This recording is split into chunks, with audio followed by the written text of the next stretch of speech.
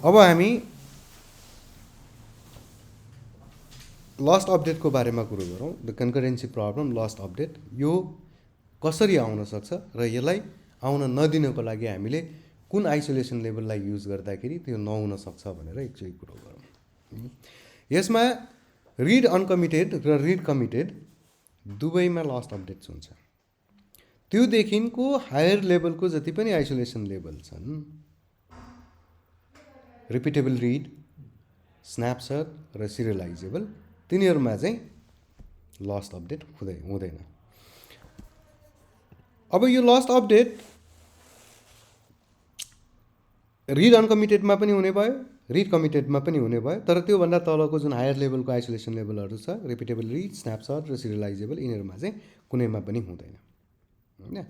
र यसको लागि हामी एउटा एक्जाम्पल चेक गरौँ। फर एक्जाम्पल, ट्रान्ज्याक्सन 1 मा डेटा रिड गरिरहेछ होइन,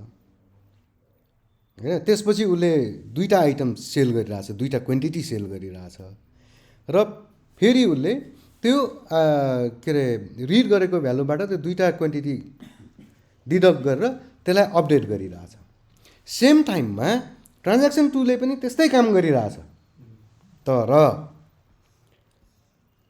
ट्रान्ज्याक्सन 2 ले गरेको काम अलिकति स्लो छ।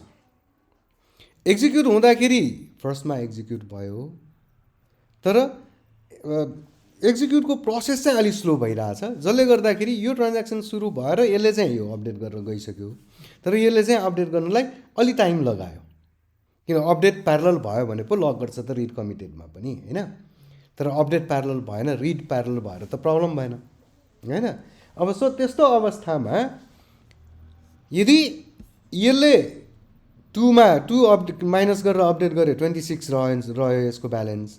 अब यसले हेर्दाखेरि त यो जुन फर्स्ट रिड छ नि, फर्स्ट रिड चाहिँ प्यारलली नै गर्यो, सँगसँगै लगभग सँगसँगै गर्यो, अपडेट नहुँदै होइन। सँगसँगै गर्दाखेरि दुवैले पाउने त 28 नै हो। अब यो बेलामा उसले 2 डिडक्ट गरेर 26 ले अपडेट गर्यो। अब एकछिनपछि उसले त रिड त गरेर लिइसकेको छ 28। अब उसले त एउटा मात्रै सेल गर्न खोजिरहेछ। अब एउटा सेल गरेर स्टकमा 28 मा एउटा घटाएर उसले 27 अपडेट गरिरहेछ, किन उसँग भएको रेकर्ड के अरे लग अनुसार त स्टकमा त 28 छ नि त दुवैको हकमा।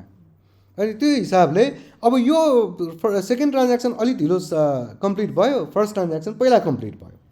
यो पहिला कम्प्लिट हुनु भनेको यसले 26 अपडेट गरिसक्यो। अब यो अलि पछि के अरे सकाउनुको मिनिङ चाहिँ यसले 27 अपडेट गर्यो। अब यो दुवै ट्रान्ज्याक्सन सकिसकेपछि अब स्टकमा कति हुन्छ?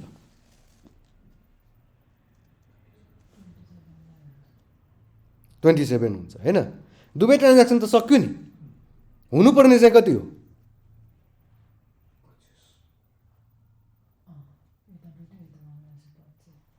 25 हुनुपर्ने हो खास होइन, तर बाँकी त्यहाँ कति छ त? 27। त्यो दुईवटा कहाँ हरायो त? किन सेकेन्ड ट्रान्ज्याक्सनले फर्स्ट ट्रान्ज्याक्सनलाई ओभरराइड गरिदियो नि। त्यो ओभरराइड गरिदिनु भनेकै के हो त भन्दाखेरि फर्स्ट ट्रान्ज्याक्सनको लागि त्यो लस्ट अपडेट हो। सो त्यो इस्यु भनेकै के हो त? लस्ट अपडेटको कन्करेन्सी प्रब्लम भन्छौँ। हेर्नु, यसलाई हामीले एक्जाम्पलमा हेरौँ। अब यसमा हेरौँ, फर्स्ट ट्रान्ज्याक्सनमा हामीले लगभग एउटै टाइममा दुवै ट्रान्ज्याक्सनबाट हामीले त्यो सेम डेटा रिड गरेर लिइरहेछौँ। रिड गर्दाखेरि फर्स्टमा जे स्टेटमा छ त्यही स्टेटमा आउँछ। अहिले करेन्टली त्यहाँ भएको भ्यालु हामीले चेक गर्ने हो भनेदेखि त्यहाँ हामीसँग अहिले स्टकमा 20 छ 3 को। सो हामीले फर्स्टमा यसलाई एक्जिक्युट गरौँ, यो अलिकति धेरै टाइम लिएर एक्जिक्युट हुँदैछ भनेदेखि यसलाई एक्जिक्युट गरौँ र त्यही बेलामा यो ट्रान्ज्याक्सनलाई पनि एक्जिक्युट गराइदिउँ। अब दुवैले के गर्न खोज्यो त? अब यो त एक्जिक्युट भयो, यसमा उसले के गर्यो त? दुईवटा क्वान्टिटी सेल्स गरेर बाँकी रहेको जति भ्यालु छ 20 मा -2 गरेर 18 ले उसले अपडेट गरिरहेछ। यसको भ्यालु भनेको यहाँ आउँदाखेरि 18 हो। तर अब यो हेर्नुहोस्, यसमा पनि सेम टाइममा रिड गर्दाखेरि त दुवैको 20 नै हो, तर यसले 1 भ्यालुलाई सेल गर्दैछ भनेदेखि 1 माइनस गरेर भ्यालु निक्लिरहेछ 19 भनेदेखि दुवैलाई अपडेट त गर्यो, सक्सेस दुवै भयो होइन। तर अब लास्टली स्टकमा एभाइलेबल क्वान्टिटी चाहिँ कति हो त भनेर भन्दाखेरि यहाँनिर हेर्नुहोस् 19 छ। 19 भनेको कुनले अपडेट गरेको हो? यसले अपडेट गरेको हो। तर योभन्दा अगाडि त यसले अपडेट गरिसकेको थियो नि। अब यसले अपडेट गरेको भ्यालु कहाँ गयो त भने त्यो भ्यालु जुन लस्ट भयो त्यसलाई नै हामी के भन्छौँ त लस्ट अपडेट भनेर भन्छौँ होइन। प्यारलल रूपमा मल्टिपल ट्रान्ज्याक्सनहरू एक्जिक्युट हुँदाखेरि आउन सक्ने प्रब्लम भनेको लस्ट अपडेट पनि हो। अब यो लस्ट अपडेटलाई हुन नदिनको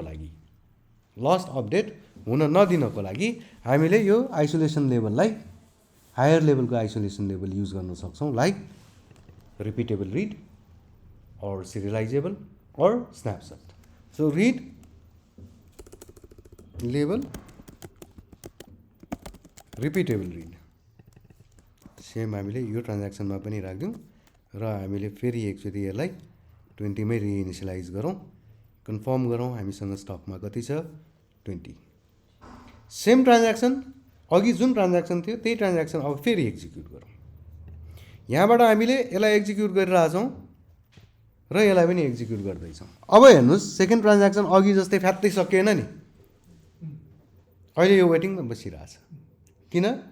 अब जब हामीले रिपिटेबल रिड भन्ने ट्रान्ज्याक्सनलाई के आइसोलेसन लेभललाई युज गर्छौँ त्यो बेलामा अब अपडेट लक बाहेक अब एउटा एडिसनल लक लगाउँछ। त्यो लक भनेको के हो त भन्दाखेरि यदि त्यो ट्रान्ज्याक्सनले कुनै रेकर्ड रिट्राइभ गरिरहेको छ भने सेम रेकर्ड अरू ट्रान्ज्याक्सनले रिड गर्न खोज्यो भने त्यसलाई पनि लक लगाउने भन्छ। र त्यो बेलामा अब फर्स्ट ट्रान्ज्याक्सन पहिला एक्जिक्युट भएको, फर्स्ट ट्रान्ज्याक्सन कम्प्लिट भयो, यसको भ्यालु त्यही नै हुन्छ 19 नै हुन्छ। अब किन सेकेन्ड ट्रान्ज्याक्सन एक्जिक्युट नै भएन, यहाँ एरर आयो। यो एररले पनि एउटा मिनिङ दिन्छ। हेर्नुहोस् नोटप्याड